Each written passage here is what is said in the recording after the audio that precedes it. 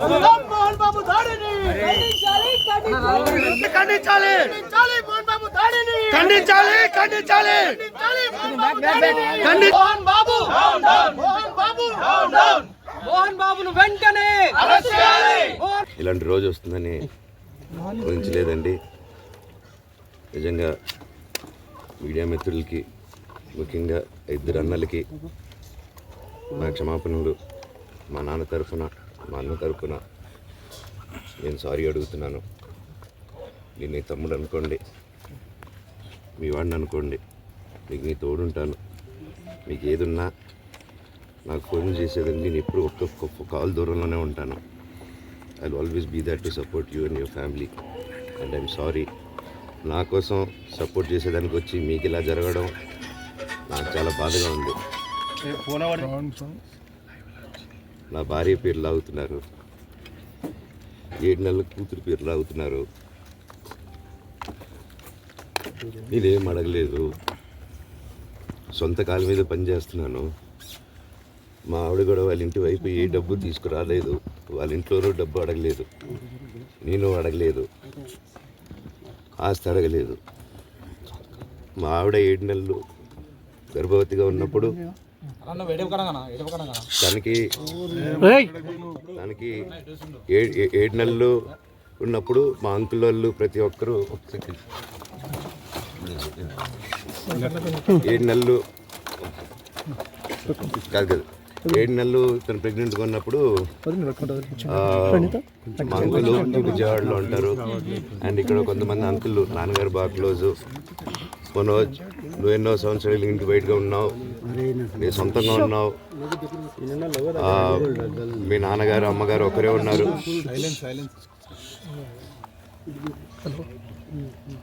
మీ నాన్నగారు అమ్మగారు ఒకరే ఉన్నారు. మీ అన్నయ్య ఏమో దుబాయ్కి షిఫ్ట్ అయిపోయాడు ఫ్యామిలీతో. మీదండి పిల్లల జోలికి వెళ్తే ఎవరికి ఇది? నేను అందుకే నాకు మా నాన్న దేవుడండి. ఈ రోజైతే ఏదైతే చూస్తున్నారో మా నాన్నని, ఇది మా నాన్న కాదండి. నేను అబద్ధాలు ఆడేవాడిని కాదు. నా గురించి మీరు ఎవరినైనా ఎంక్వైరీ చేసుకోండి, నా ఫ్రెండ్స్ని అడగండి. నాకు చిన్నప్పటి నుంచి ఉన్న స్నేహితులు ఒక్కొక్కరు వేరే వేరే వృత్తిలో ఉన్నారు. వాళ్ళు సొంతంగా కాళ్ళ మీద కష్టపడిన వాళ్ళే అండి. అండ్ నేను కూడా నా సొంతంగానే వచ్చాను, కానీ ఏ రోజు ఇది చేయండి అది చేయండి అని అడిగింది లేదు. అండ్ ప్రతిదీ నేను సాయంత్రం వచ్చి మీకు ఎక్స్ప్లెయిన్ చేస్తాను. దయచేసి కోఆపరేట్ చేయండి. అందరూ ఉన్నందుకు. విజయ్ అనే వ్యక్తి నిన్న అంత చెప్పిన తర్వాత కూడా మా ఇంట్లోనే నన్ను కొట్టేటప్పుడు అతని కారు ఉంది, వెనకాల నుంచి అలా వెళ్ళిపోయారు అందరూ ఉండగానే. మీరు అతని కారు నంబరు, అతని సిగ్నల్ ని దయచేసి ట్రాక్ చేయండి. అన్ని కంప్లైంట్లు పెట్టిన తర్వాత కూడా మా ఇంట్లో ఎందుకున్నాడు ఆ దొంగ? మీరు దయచేసి ఇది ఇమీడియట్ గా చేసుకోండి. నేను సాయంత్రం లోపల ఒకసారి మీరు అన్నారు ఇందాక మా నాన్న దేవుడు అని చెప్పి, ఎవరు ప్రభావితం చేస్తే తను మారాల్సి వచ్చింది? మా నాన్న మీ షోల్డర్ మీద గన్ను పెట్టి కాలుస్తున్నారండి, క్లియర్ గా కాలుస్తున్నారు. ఆయన నేను పనులు చేసుకుంటూ అన్ని రకరకాలుగా ఉన్నప్పుడు ఆయన బ్రెయిన్ వాష్ చేసుకుని నా వ్యక్తిగత జీవితంలో బయట పెట్టి నన్ను, నా వ్యక్తిగత జీవితం తప్ప అది కూడా నేనేం తప్పు చేయలేదండి. నేను ప్రేమించిన అమ్మాయిని పెళ్లి చేసుకున్నాను, ఆ అమ్మాయి కోసం పోరాడాను. దాంట్లో తప్పేంటంటే నాకు అర్థం కావట్లేదు. అండ్ ఈరోజు వచ్చి 10 మందికి నిలబడినప్పుడు నేను చెడ్డోడిని అయిపోయాను. ఎక్కడ సైన్ పెట్టమంటే పెట్టాను, రమ్మంటే వచ్చాను, పొమ్మంటే పోయాను. ఎన్ని సినిమాలు చేయమంటే అన్ని సినిమాలు చేశాను. అన్న కంపెనీల్లో పనిచేశాను, సాంగులు చేశాను, వాళ్ళకి రికార్డింగ్లు చేశాను, ఫైట్ డైరెక్షన్లు చేశాను. ఎంతో గొడ్డులా కష్టపడాను, మనసు పూర్తిగా సంతోషంగా చేశాను. నాకు ₹1 అడిగింది లేదు, ఆశించలేదు. నేను దానికోసం నాకు కావాలి, నేను పనిచేసిన దాన్ని కూడా నేను అడగట్లేదు. ఒకటే అడుగుతున్నాను, మీకు నిజం తెలియాలి. అందుకోసమే ఏంట్రా వీడు అన్ని బయట పెడుతున్నాడు అనుకోవచ్చు, కానీ ఈరోజు నాకు భార్య పిల్లలు ఉన్నారండి. ఈ రోజు నేను నిలబడకపోతే రేపు నా కొడుకు పెద్దోడైన తర్వాత, కూతురు నేను పెద్ద అయిన తర్వాత వాళ్ళకి నేను సమాధానం చెప్పుకోలేను. నేను దొంగతనం చేసి వేరే వాళ్ళు కడుపులు కొట్టి నా పిల్లల మొహం నేను చూడలేను, ఆ కూడు నా పిల్లలకి పెట్టలేను. మా నాన్న నన్ను అలా పెంచలేదు, మా అమ్మ నన్ను అలా పెంచలేదు.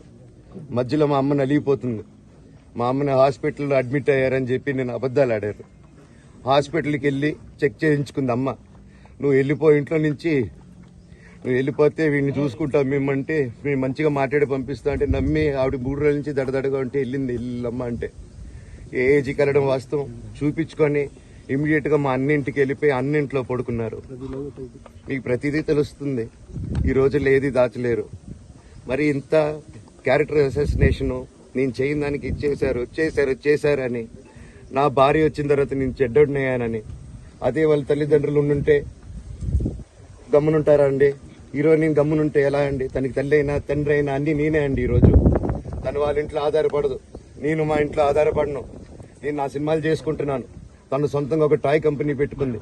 లాక్డౌన్ లో నా అహం బ్రహ్మస్మి సినిమా మా ప్రేమ కోసం ఆపేసినప్పుడు నిర్దాక్షిణంగా నేను చెన్నైకి షిఫ్ట్ అయిపోయి ఊర్లో వద్దని మేము అక్కడ కూర్చొని నేను మనోజ్ నువ్వు బొమ్మలు గీస్తావు కదా, కథలు రాస్తావు కదా, బొమ్మలకి ఆత్మనిర్భర్ అని నరేంద్ర మోడీ గారు అనౌన్స్ చేశారు. ఈ బొమ్మలు నీకు బొమ్మలు ఇష్టం, పిల్లలు ఉన్నారు, మనమే క్రియేట్ చేద్దాం బొమ్మలు అంటే నేను డ్రాయింగ్లు చేసి కథలు రాసుకొని నా ఫ్రెండ్స్ దగ్గర కొంచెం అప్పులు చేసుకొని మేమే పెట్టుబడులు పెట్టుకుంటూ నా ఫ్రెండ్స్ కూడా పెద్ద కష్టపడి వచ్చిన వాళ్ళండి. వాళ్ళకున్న కొంతలో నాకు పంచుకుంటూ మమ్మల్ని కాపాడుకుంటూ ఒకరినొకరు కాపాడుకుంటూ నిలబడి ఈ రోజు మనీని నిలదొక్కున్నాం అండి. నేను నా భార్య తను కష్టపడుతుంది. ఇప్పుడు కాశ్మీర్ నుంచి కన్యాకుమారి వరకు ఓన్లీ తను నేను ఇంకొక 3-4 కలిసి దీన్ని ఇంత దూరం తీసుకొచ్చామండి. ఈ రోజు నేను మళ్ళీ సినిమాలకు వచ్చేసాను. అందుకే ఈ రోజు నేను నిలబడపోతే ఇది నా పిల్లలకి చెప్పేది కరెక్ట్ కాదు, ఎవరికి కరెక్ట్ కాదు. ఇన్నాళ్ళు గమ్మునున్నాను ఓకే, కానీ వాళ్ళ నాన్న ఆస్తుల కోసం కొట్లాడుతున్నాడా, మంచి కోసం నిలబడుతున్నాడా అనేది ఈ రోజు మీకు సాయంత్రం వచ్చిన ప్రూఫ్స్ అన్ని వదులుతాను. సార్ ఎవరు మా నాన్న మీద గన్ను పెట్టి కాల్చే వినయ్కి మా అన్నకి సాయంత్రం సార్ ఎవరు ప్రభావితం చేస్తే అలా మారుతున్నారు సార్ మోహన్ బాబు గారు? ఎవరు ప్రభావితం చేస్తారు సార్? ఇప్పుడు సిపి ఆఫీస్కి వెళ్తున్నారా? సిపి ఆఫీస్కి వెళ్తున్నారా అన్న విషయం అని. సార్ సిపి ఆఫీస్కి వెళ్తున్నారా చెప్పండి. అవునండి, నన్ను హాజరుపరచమన్నారు, 10:30 రమ్మన్నారు. మీరందరూ చూశారు. నాకు మొన్న ఫస్ట్ రోజు తగిలి బాగా నొప్పి వచ్చింది, మెడ కాలు. 3 వారాల క్రితం ఫైట్ లో నాకు మజిల్ టైర్ అయింది, గ్రేడ్ 1 టైర్ రైట్ లెగ్ లో. లెఫ్ట్ లెగ్ లో మళ్ళీ దెబ్బలు తగిలాయి మొన్న. సో అందుకే కొంచెం బ్యాలెన్స్ ఇది ఉంది. మందులు హెవీ మెడికేషన్ ఇచ్చారు, హెవీ ప్యాచ్ కూడా వేశారు నాకు. దానివల్లే కొంచెం నడుస్తున్నాను. అండ్ ఇప్పుడు అందుకే రిక్వెస్ట్ చేసుకుని సార్ నాకు కొంచెం టైం ఇవ్వండి, పాప ఉంది, సెటిల్ చేసుకొని నేను వస్తాను సార్, కొంచెం సెట్ చేసుకుని అని పోలీసుల గారికి రిక్వెస్ట్ సార్ మీ నాన్నగారు చేస్తాను. నిన్న ఒక ఆడియో రిలీజ్ చేశారు. అందులో చెప్తున్నారు మనోజ్ మద్యానికి బానిస అయ్యారు అని. దాని గురించే సార్ అంటే ఇదొక కామెంట్ పై ఏమంటారు? మద్యానికి బానిస అయ్యి ఇలా ప్రవర్తిస్తున్నాడు, అందుకే నేను మనోజ్ విషయంలో సీరియస్ గా ఉన్నాను అని చెప్తున్నారు. సార్ మద్యానికి బానిస ఎవరిని కొట్టాను సార్? నా పిల్లల్ని కొట్టానా, నా భార్యను కొట్టానా, మా అమ్మని కొట్టానా, మా నాన్నని కొట్టానా? ఇవన్నీ నీ మద్యానికి బ్యాలెన్స్ అందరినీ కొడుతున్నాను, పనులు కొడుతుంటే సీసీటీవీలు తెప్పిండి సార్. అది దొంగతనం చేసింది నేను కాదు సార్, అది తెప్పిండి సార్ అంతా. అప్పుడు మాట్లాడదాం సార్ మనోజా ఎవరా అని. చెప్తానండి, నాకు ఇంకా కొంచెం క్లారిటీ రావాలి. కమిషనర్